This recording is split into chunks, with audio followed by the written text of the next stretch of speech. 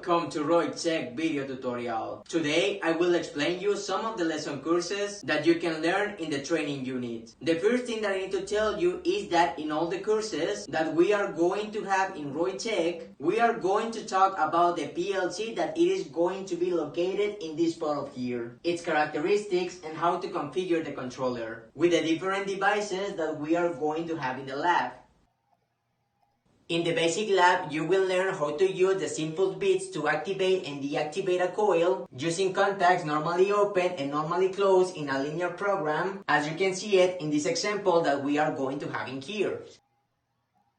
In the intermediate course, you will learn about how to program your projects in a structured program, and also you will learn more about all the instructions that we will have in our controller, like the comparison, convert, and move instructions. And finally, after knowing all this information, you will be able to communicate the PLC that we are going to have in this part of here with the HMI, or the user machine interface, to control a process.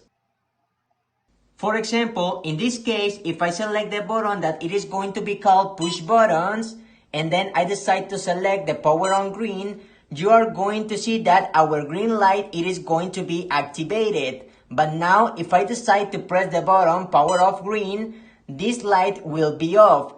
Also, you are going to see that the light that we are going to have in the HMI screen will be activated exactly the same light that we are going to have in our output. Do you see? So now, if I select the button back that we are going to have in our HMI screen, and then in this case, I decide to select the button manual motion that it is going to be located in this part of here, you are going to see that a new window it is going to appear in our HMI. In this case, we are going to activate the cylinder 1 and the cylinder 2, as you can see in manual motion.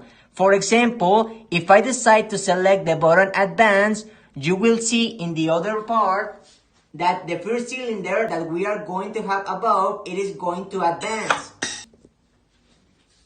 And then if I select the button that it is going to be retract, now you are going to see that the cylinder 1, it is going to be retracted.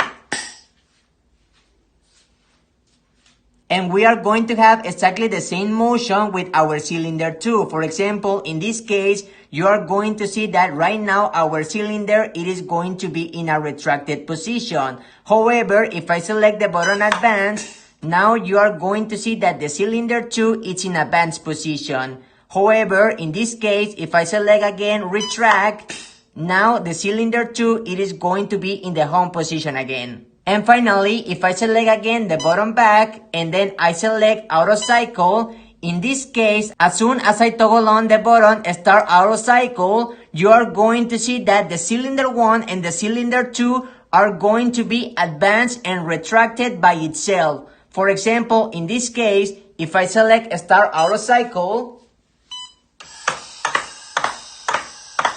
now, as you can see, the cylinder 1 and the cylinder 2 are going to work by itself.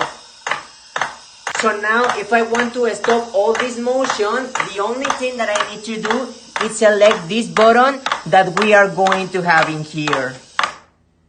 And as you can see, the cylinder 1 and the cylinder 2 are going to be stopped.